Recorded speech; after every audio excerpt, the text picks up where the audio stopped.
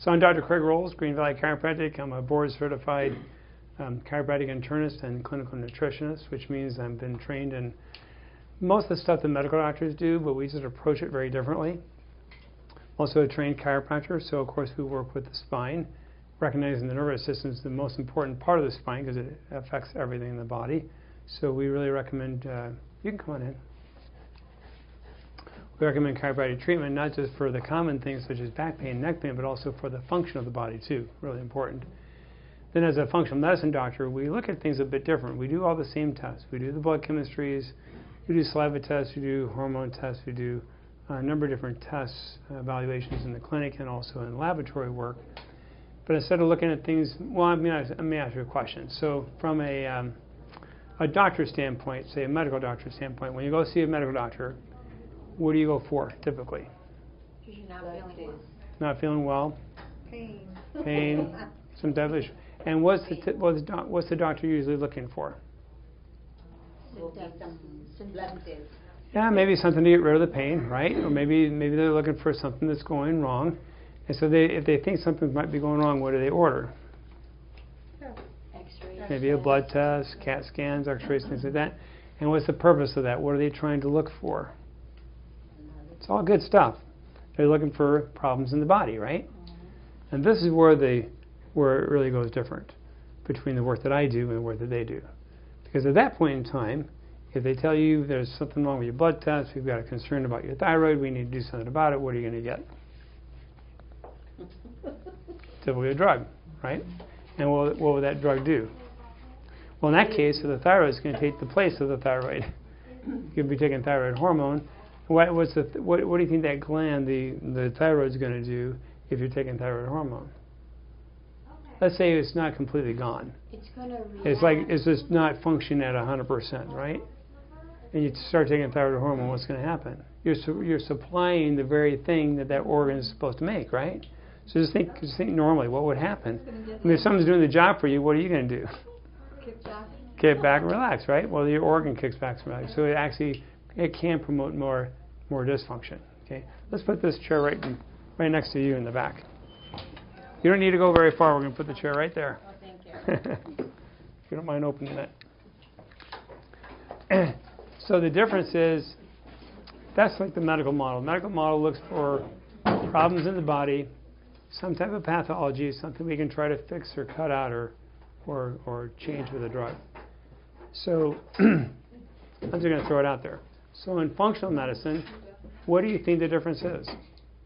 What do you think a doctor of functional medicine will try to do? So you got the test, you see a problem in the thyroid, what are we going to do now? Prescribe medication. Well, in functional medicine, it's a bit different, like the work that we do. We're looking for, you missing a chair? No, I'm good. Okay. You don't have room for your chair? No, okay. It's okay. In functional medicine, it's all about when you find out the problem, you want to ask the question, well, why the problem? Right? What caused it? Well, I mean, and this is kind of so obvious to me. It just seems like, duh, right? It seems kind of normal, but for whatever reason, we haven't gone that direction, typically in most of the medical circles that they work in this country. So we look at what's the problem, what's the functional problem. So if we find a problem, well, what would be ideal? What would we want to do? Fix the problem. Fix the problem. It's not that hard, right? Fix the problem. And here's what's really interesting. As in most problems in the body come down to what? Come down to the very things we do every day.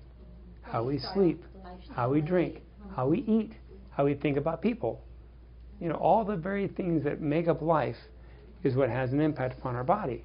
And we know the things we need to do. Oftentimes we don't do. And so that can cause problems.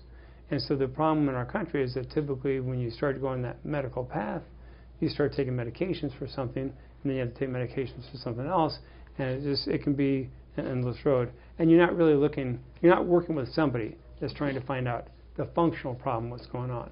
There's somebody trying to deal with the symptom or the condition or the organ or what they're treating. Okay, and so that's why we're talking about. That's one of the reasons why I like to teach, because it's really helpful to learn a little bit about the body, so you can kind of have a better idea of how to treat yourself. Okay, so what's the class tonight? Autoimmunity. What is that? What is that? It's Hashimoto's, it's rheumatoid arthritis, it's celiac, it's MS, it's type 1 diabetes, it's psoriasis, it's fibromyalgia, it's all those names. Okay? Now here's what's interesting.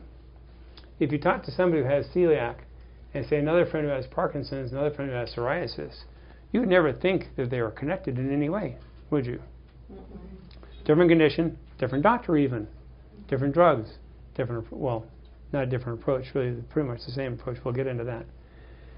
But our community, our culture, looks at autoimmune disease as several different diseases, depending upon the part of the body that's affected. That's one of the things I really want to point out tonight, that even though we think of these as several different diseases, it's really not.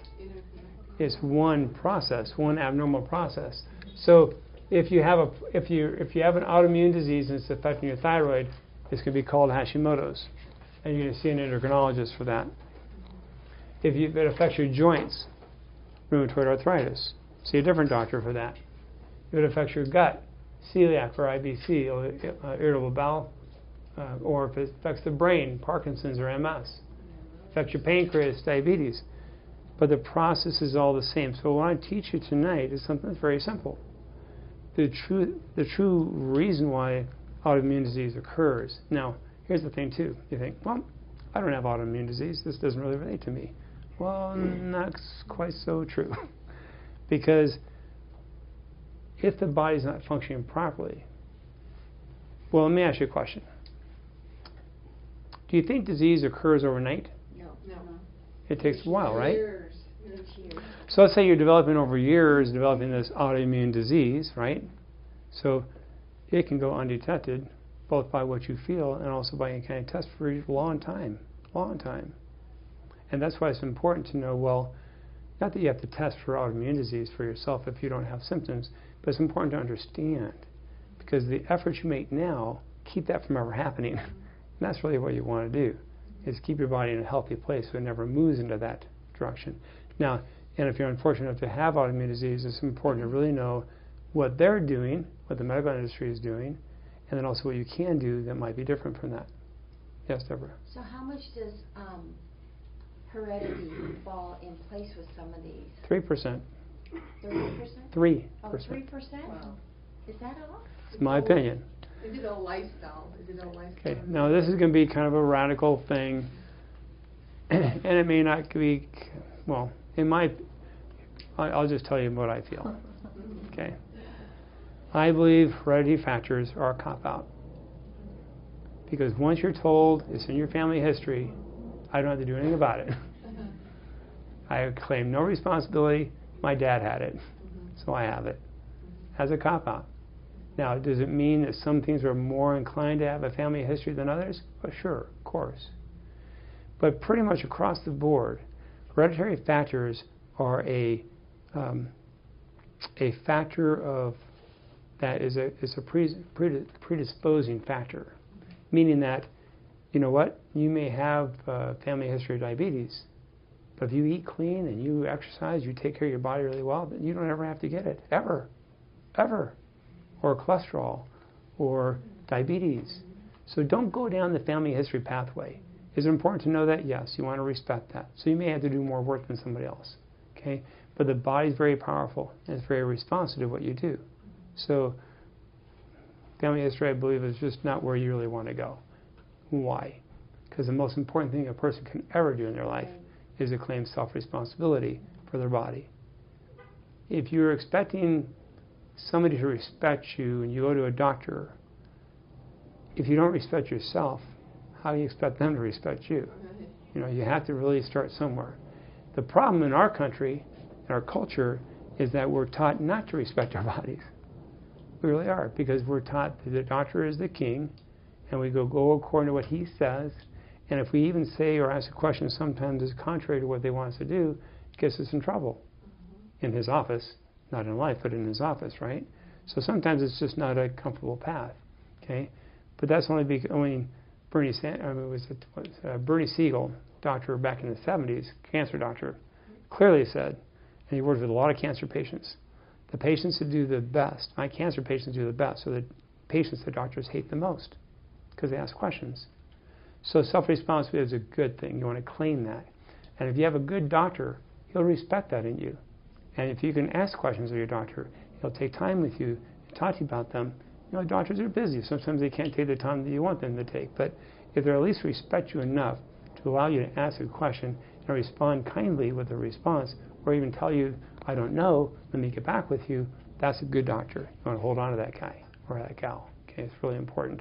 So one of the key things I really want to teach tonight is that autoimmune disease is not something that happens overnight. You don't catch it like a bug. It happens through a lifetime. And most of it's by what we do. So if a problem occurs because of a result of something we're doing, is that a good thing or a bad thing? Good. Why? Because you can fix it. Because you can change what you do.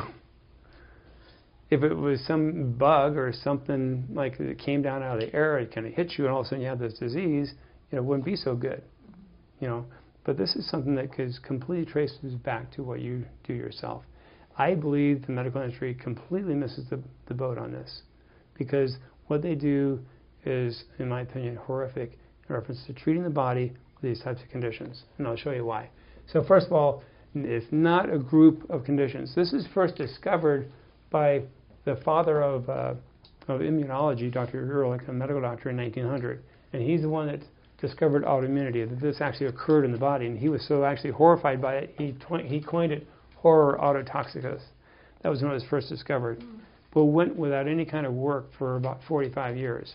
And then in the 40s, Dr. Lee, the founder of Standard Process, another endocrinologist at the time, they did some additional research for it. And most of the work we're talking about tonight is Dr. Lee's work. And it's really a functional medicine approach to autoimmune. I feel they're an ideal approach to autoimmune disease.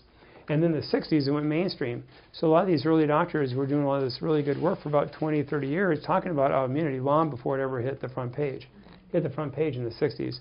And that's when the medical industry started to come in and really started having an impact upon this condition called autoimmune disease. That's when all the different doctors started to label these different conditions. Okay?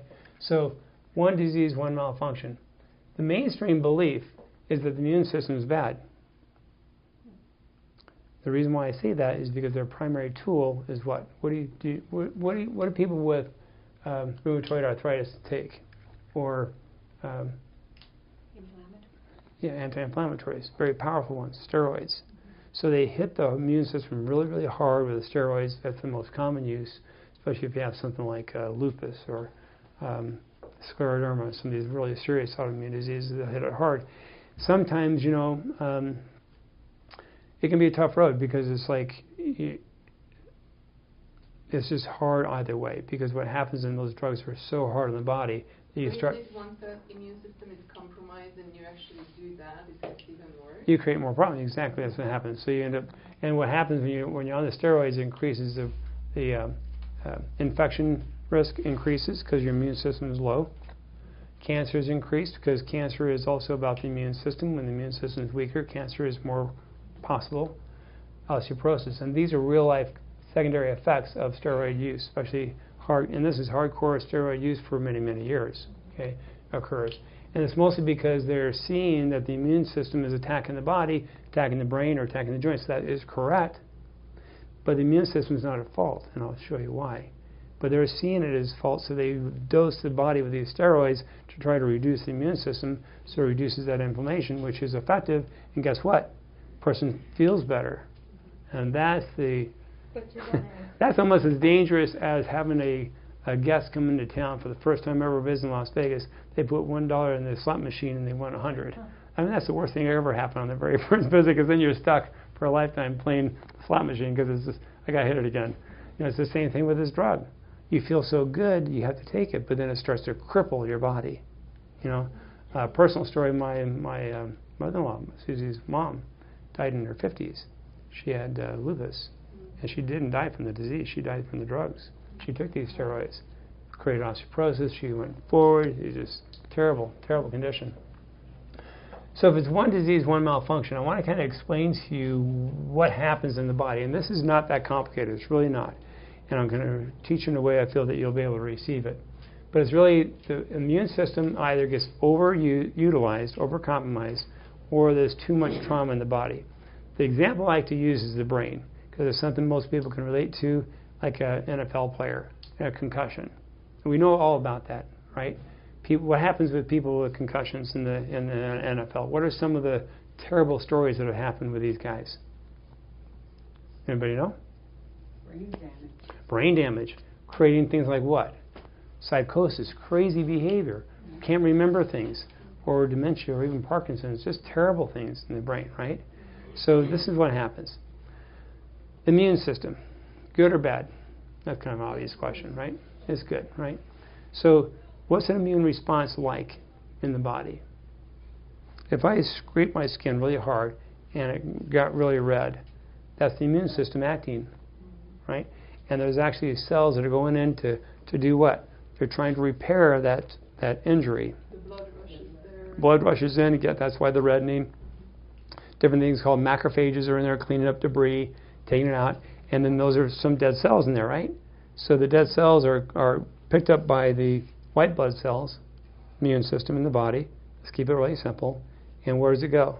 It needs to go into the blood so it can get out of the body. So if the immune system is good and healthy, it's done, no harm, no foul, right?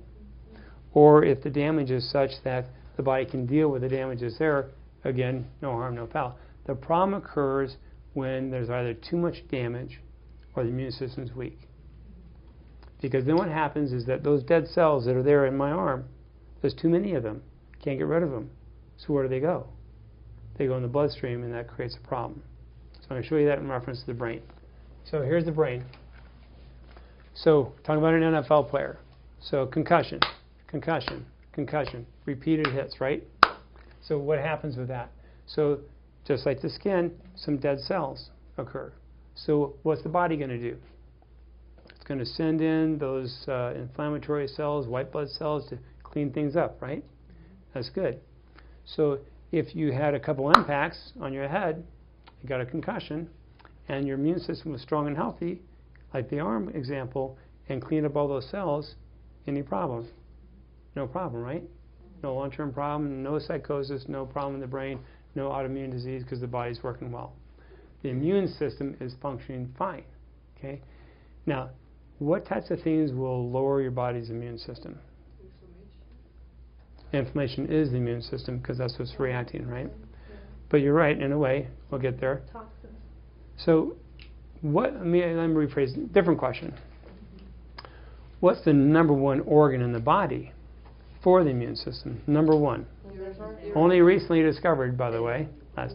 That's the gut. Your gut. Number one, the gut. Now, if you come to my classes, there's a certain pattern, certain common pattern in my classes. It's because the digestive system and the gut are number one. I've seen it 1,000 times. I mean, it's just, you've got to have a healthy gut. You have to have a healthy digestive system if you want any health condition, in my opinion, especially the ones that are, like we're talking about, to really do better. And that's because it's the immune system. Okay, so if the immune system is weakened, what weakens the gut? We talked about it a couple weeks ago. Bad diet. Toxins, bad diet. I mean the normal stuff: sugar, lack of water, no exercise, stress, all the different things that compromise a healthy or an unhealthy lifestyle. So we bring it onto ourselves, really. We really do, for the most part. So we get this unhealthy gut. We don't really think much of it because especially if we're young, not a big deal. We're fine. No pain, no foul, right? But the gut's not working as well, so the immune system's not as strong. So now we have 4 or 5 hits on the brain. Boom, boom, boom, boom, right? So what do we have? We have more dead cells. So more dead cells in the bloodstream, right? That's normal. The immune system tries to come in, clean up house, right? Just like the arm example. But it can't get rid of all the cells. Why? Because the immune system. Immune system's not able to handle the load. Too many dead cells to clean all it up. So what's the body going to do? So the immune system, as it cleans up those cells, the ones it is able to do, it gets rid of them. So there's some cells left behind. Then what happens? Doesn't it replace cells and doesn't it build more cells up? Well, we're talking about damaged cells in the bloodstream. So then it toxicity and so many that the body can't clean them up, so they're left in the bloodstream. What's the body? First of all, what's the body? Is it recognize those cells as normal or abnormal? Abnormal. Do you understand? Because they're dead. So, and it's a normal part of the body's process. You just can't clean them up. So they're still there. So they're abnormal. So if anything in the body is recognized as abnormal, then what's going to happen? And that's the job of the immune system. Is the immune system's job is to look inside your body for any abnormal cells so it can clean them up. Okay? So then antibodies will be created. An antibody is a part of the immune system that attacks these cells. And they're specific for the various cells that are there, that are present. In this case, what kind of cells are these? Dead brain cells. So the antibodies are created, are designed to attack these dead brain cells. Okay? And so those are called autoantibodies. Have you ever heard of ANA in a blood test? Have you ever been tested for arthritis, or they think you might have rheumatoid arthritis, or think you might have lupus or something? They will always test ANA. That's because it's an autonuclear antibody. Don't need to know that, but an ANA is simply the antibodies that are created by the body to fight this very thing. An overabundance of debris or dead cells in the body because the immune system is not strong enough to deal with it. Okay, so they're like heat-seeking missiles. That's the way I like to think about them. So these cells, these ANA antibodies now are designed to attack these cells.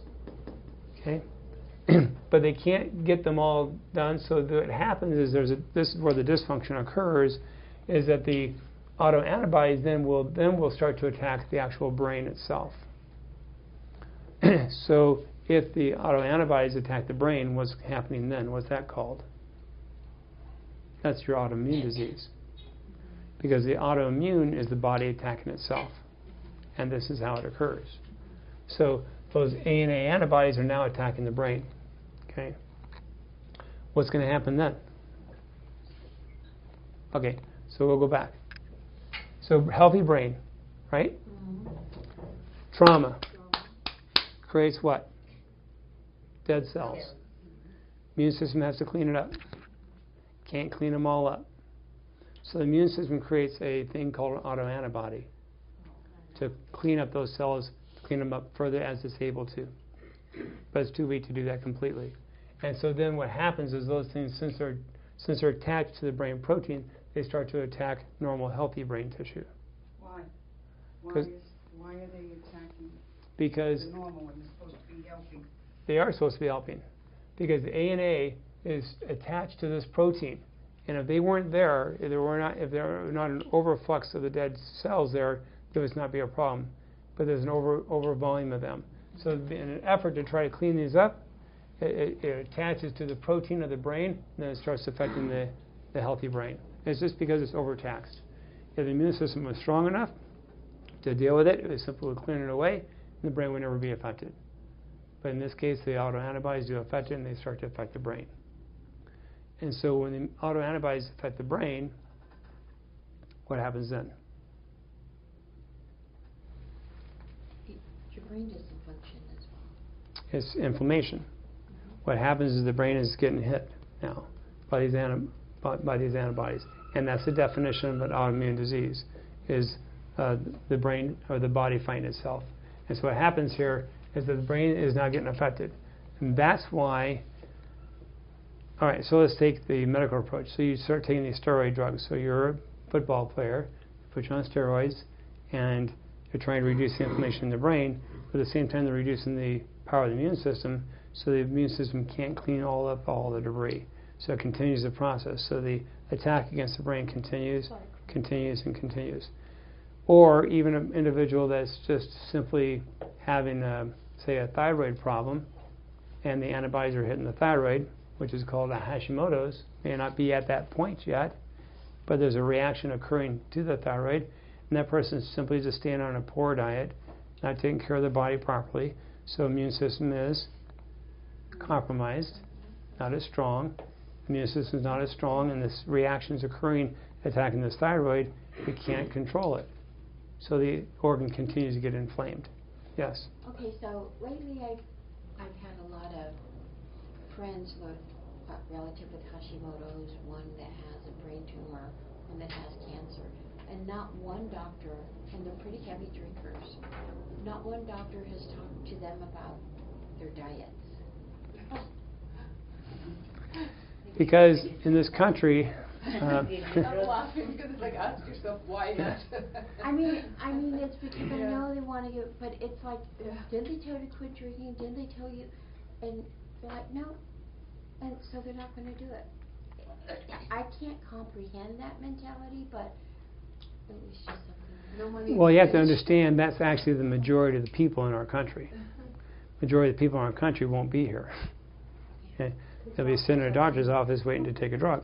It just blows Okay, me away. so well, it's important to know that that's why I feel, I don't know, nutrition is an interesting topic because it's not just about eating healthy food. It's about understanding what happens inside your body when you don't, okay, and what happens in your body when you do, okay. And so probably one of the things I really want to stress upon you the most is that, as I've talked about tonight, autoimmune disease is not 20 different diseases or 150 different diseases. It's one process connected to one system. That's your immune system. It's not a defect in the immune system. It's a weakened immune system, mostly out of lifestyle. And that's mostly the gut. Because where all these antibodies are formed and created and work are all in the lining of the gut. That's where the immune system is. And so you have to really go back to making sure you're in a healthy program for yourself. You have a question? Okay.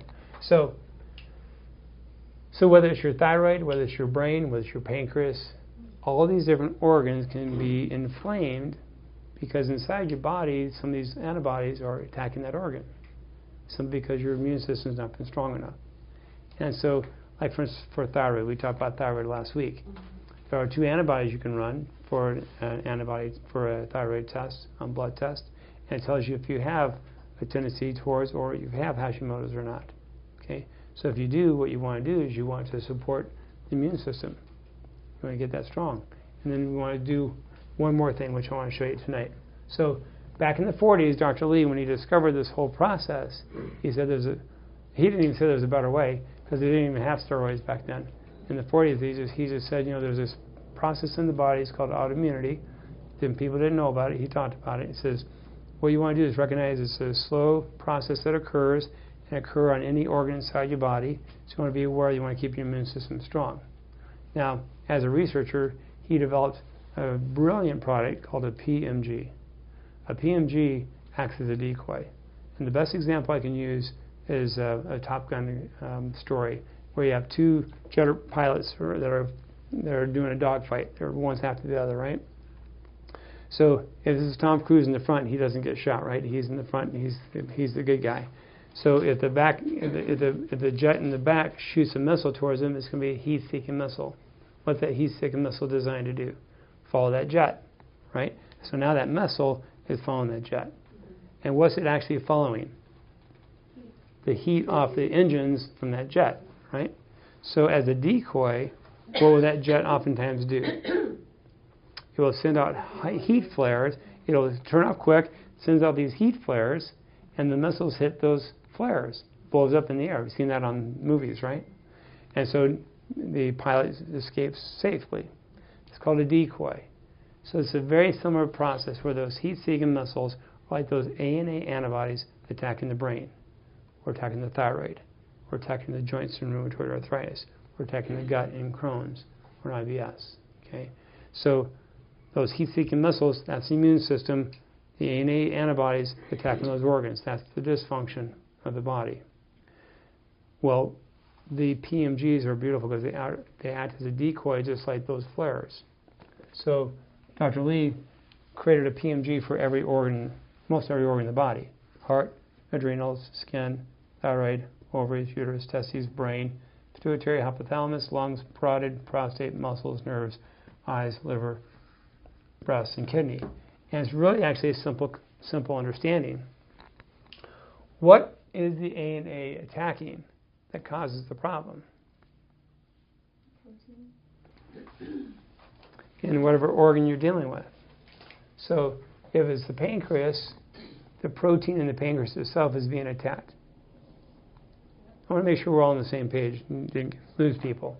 So in diabetes type 1, you can have inflammation in the pancreas itself. Pancreas is not functioning properly. They suspect it's autoimmune.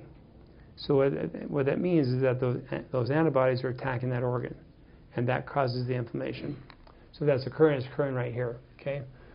So what Dr. Lee said, well, if we put in that same protein into the blood from a cow source or a bovine source or an animal source other than you, it can act like a decoy, just like that heat-seeking missile using that flare.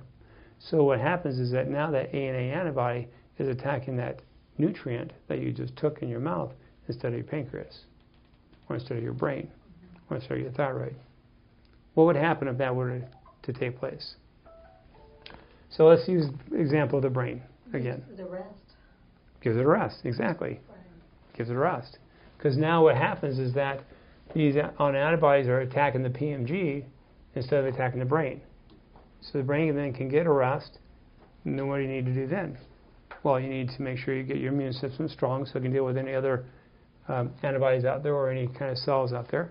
You also want to make sure you're feeding the brain proper nutrients, water, exercise as well. Okay, but the PMG acts as a decoy. What happens when it hits the PMG? It converts to histamine, which is simply it's a chemical, then it turns into bile, comes out your colon. That's how it comes out of your body. So basically, you're effectively giving that organ a chance to rest. So, if you've had Hashimoto's for 20 years, it might be more of a challenge. Okay, if you have Hashimoto's maybe for 2 years, then less of a challenge. It just depends upon your body, how healthy it is as far as its ability to respond. But what's beautiful about the work that we do, especially in functional medicine, is that everybody can feel the difference when you get your digestive system working better and you get your gut working properly. Purification is what we primarily use for that. And that's important because that's where all this occurs, is in the gut itself. So the solution to this is to strengthen the immune system and provide a decoy. So the decoy is the PMG, strengthen the immune system. Gut health is number one. Purification, gut rehab in some cases, exercise, whole foods, sleep, reduce stress, water, and supplements. So can you see where the breakdown is in the immune system being overcompromised or weak? Can you see that? Can you see where it's also might be too much trauma or too much illness even? Okay, so it's either weak immune system or too many dead cells or both. It's just a failure of healing. So again, when you recognize autoimmune system or autoimmune disease as a process, as a single process that's common to all the different diseases, it shines a different light on that. Can you see that? Yes. What does PMG stand for? Thank you. It's called a protomorphogen. Protomorphogen. Okay, and it's just a word that was coined by Dr. Lee when he had discovered what he discovered that he could take the bovine or a cow source of, say, pancreas tissue, and they would take out the nuclei, the DNA of the cell, and that's in the actual tablet. So what happens is you're taking that tablet, it's attacking that DNA, attacking that cellular component as opposed to the brain or the pancreas or the thyroid. What is the function of the gut? Great question. So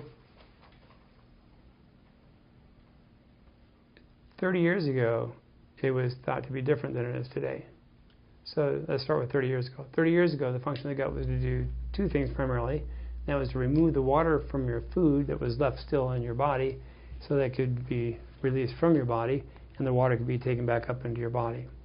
About 10 years ago, they discovered there was a lot more going on in the gut than they thought. Okay, the gut's actually considered the second brain. It's actually kind of the first brain, really.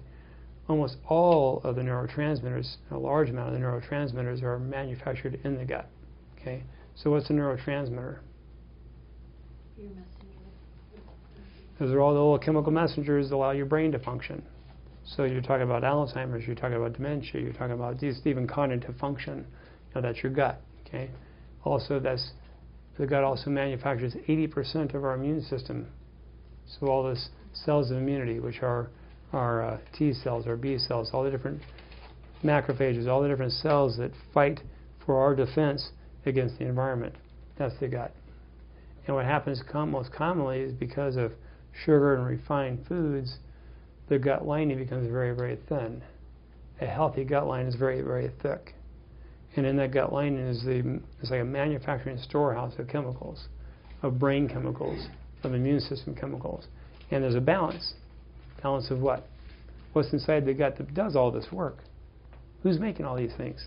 It's not our body, actually. Well, body is in a way, but there's a very important element that's not of us that's inside our gut.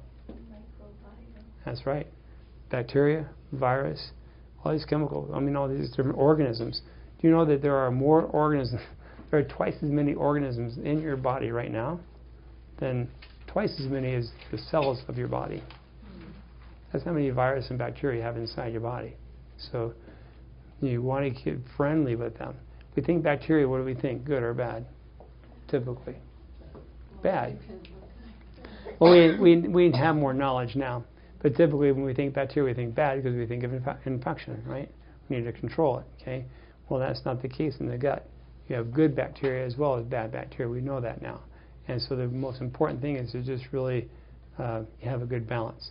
So what sugar and bread and pasta, refined foods especially, what they do to the gut is it's like food for the bad. So the bad bacteria increase, the yeast increases. And the more the bad increases, the good decrease.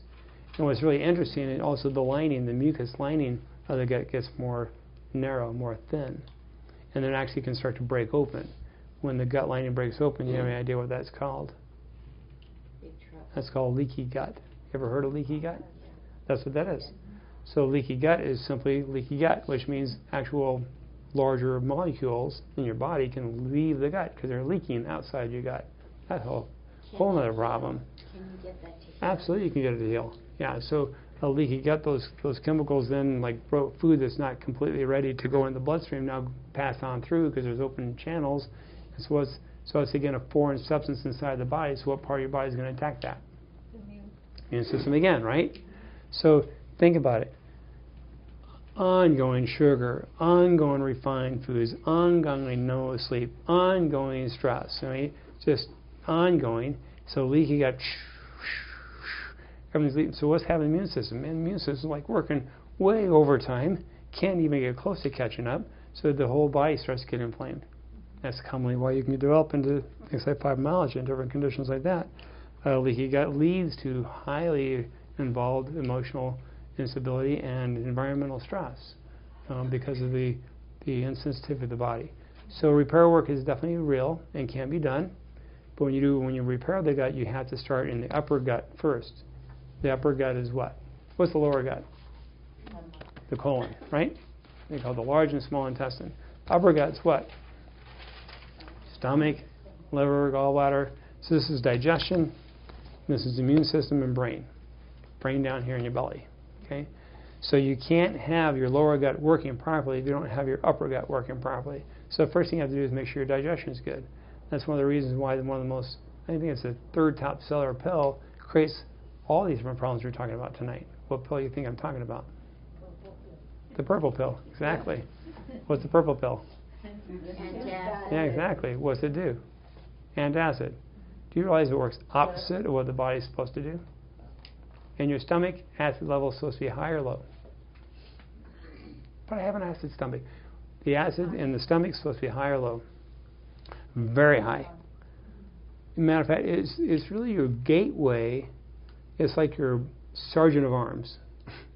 The acid in your stomach is like your sergeant of arms. It's like the notorious fighter that is going to kill anything that comes by.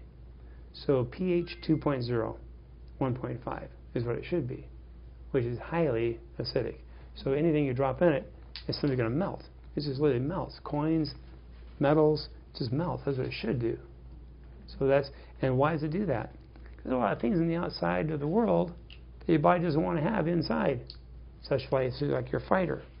Okay? So it's breaking it down well. It starts to break down those things into smaller elements so the body can process those properly. But if we have something like, say, an acid stomach, which I think is kind of an interesting topic, a coined word because stomach is supposed to be acid. But what's the person talking about when they have an acid stomach? What are they really describing? Heartburn. Heartburn, exactly. Okay.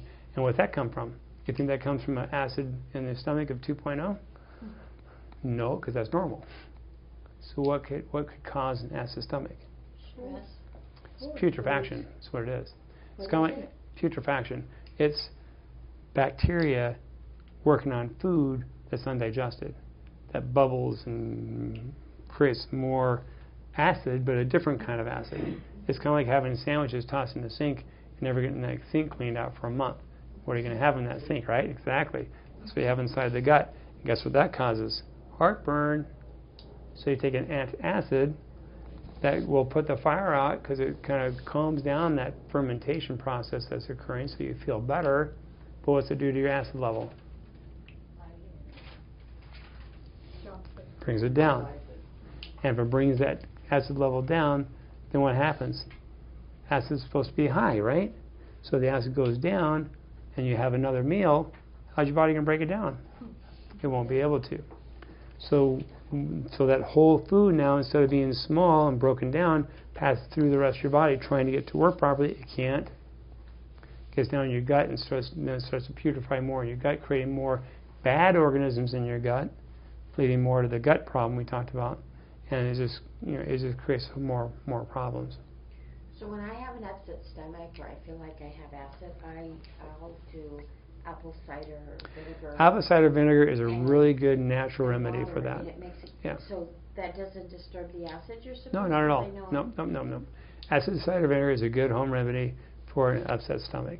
Okay, we use a product called Zypan. Zypan is stomach juice, really. It's the acid we're talking about plus enzymes, and that's because we want to bring the acid levels up. So we do quite the opposite. So you go in for an acid stomach, you get an antacid. We give you a pro-acid as long as there's no lesions in the skin, like an ulcer. Enzymes are important, but also acid is important too. Yeah.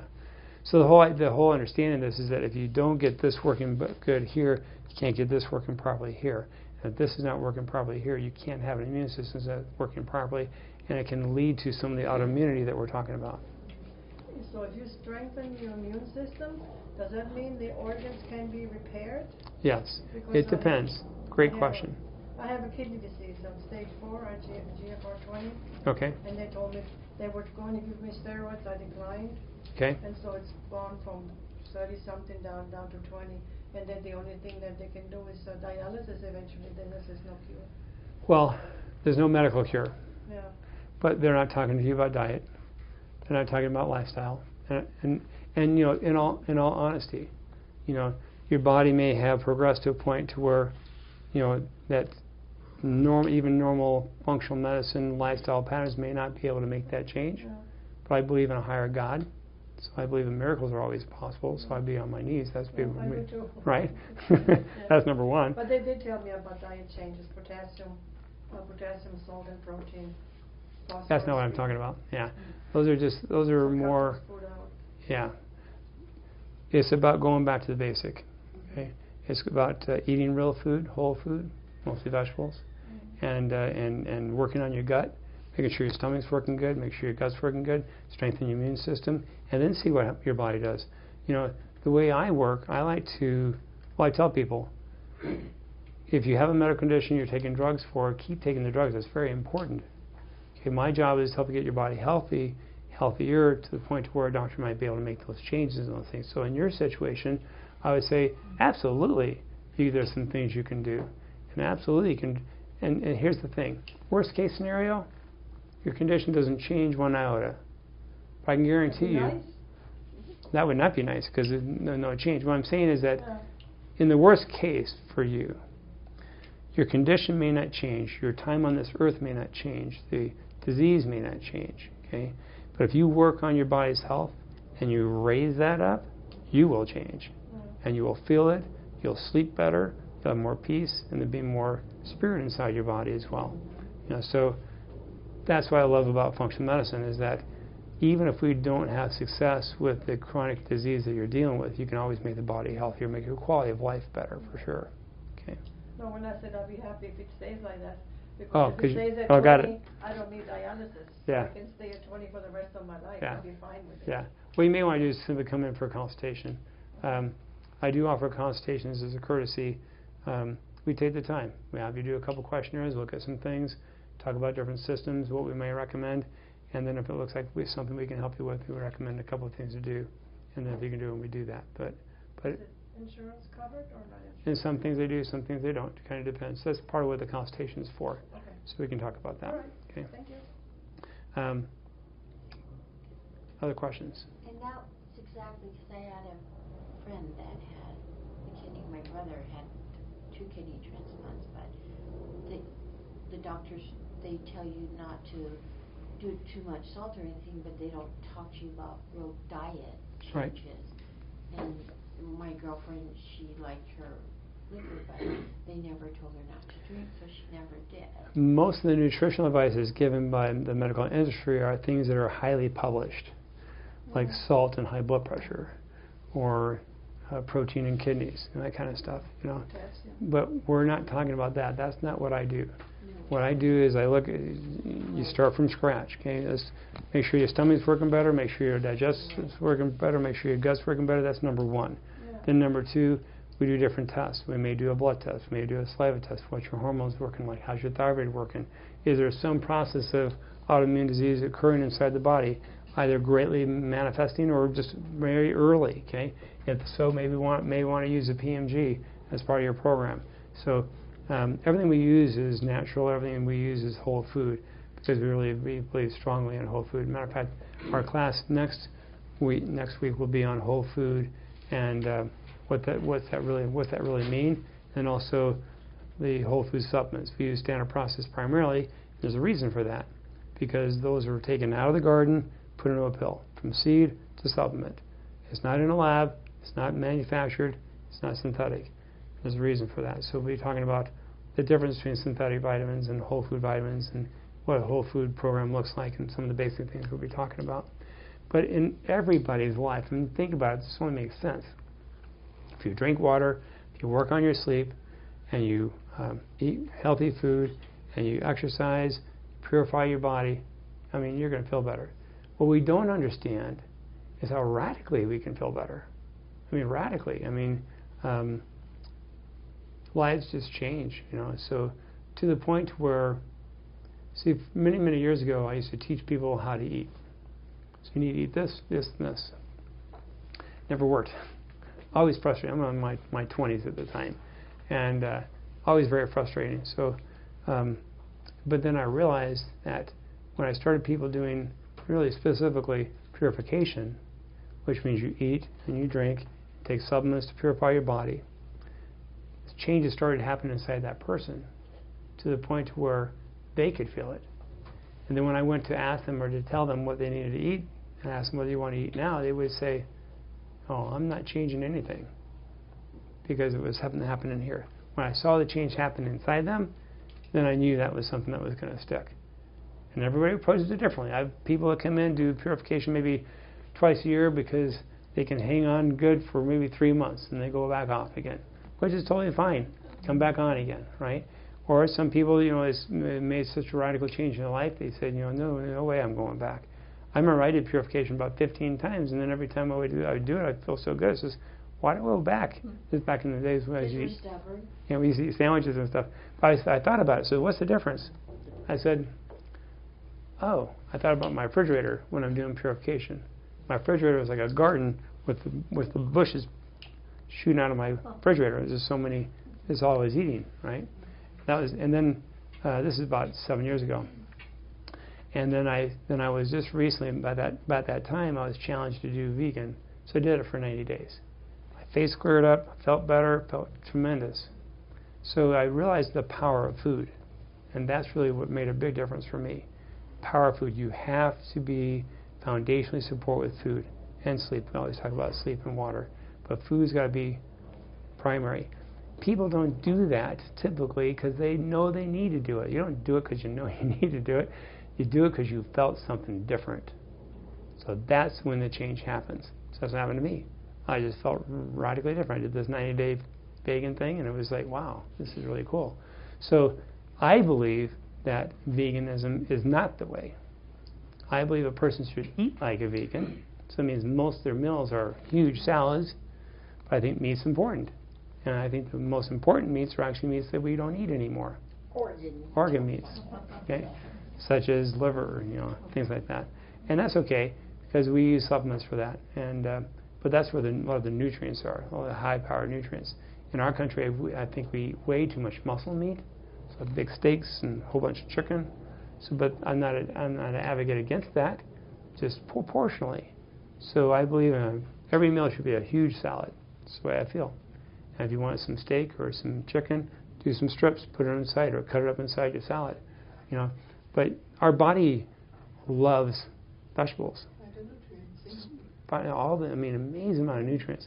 You can't overeat vegetables. You ever try? You can't. And you can stuff yourself full. I can guarantee you 20 minutes later you're not going to feel full. It's not like eating a meal like a big steak or a bunch of bread. That's when you feel full for about 2 hours until that fermentation process gets out of your stomach. Okay, so vegetables are by far number one. And so you want to take this work in baby steps.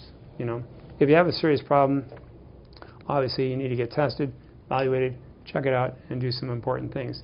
But baby steps are important because I believe that's how you kind of make process and change. And the first step is really purification, because that's the one that radically changes people's lives. I've seen it so many times now. It's just phenomenal. So next week we're going to do a whole food presentation. Also we're going to do whole food supplementation, also herbs, and talk about those and why we use what we use, the companies we use, and why we use them. Talk about that. In the clinic, we offer free consultations for functional medicine consultations, talking about health, life, any kind of issues you have, medical issues, what have you. If you want to have a consultation, make sure your name's on the sign-in sheet. If you get our emails, great. If you don't, make sure you put your email on our list here. We'll make sure you get on the email list for future classes. I'm going to be teaching for sure through August, and then probably going into the fall, I'll probably be teaching once a month. We're going to do a collection of the videos so we get them all online, so we can have all the organs. We're going to do gut, thyroid, all the different things we've done this year. So we have, I think, 2 or 3 classes left. Do we have any topics that people really want to have before we finish the summer sessions? Okay, well, I missed the sleep one. sleep one was good. Okay. What we're going to do for sure, we're going to do whole food. We'll do that next week. Then I got a couple more after that, and I'll post those up on the email. The next email will have all the rest of the classes for August. Okay. And then when you do the once a month one, will it always be like, say for instance, the 3rd Tuesday of every month? Yeah, we'll do it. Yeah, yeah. We'll do a pattern. We'll probably do the first Tuesday of every month. Yeah. Yep. So we can mark your calendar. That's right. Okay. Well, thanks everybody for coming tonight. Really appreciate it. Thank okay. you. All right. All right. God bless.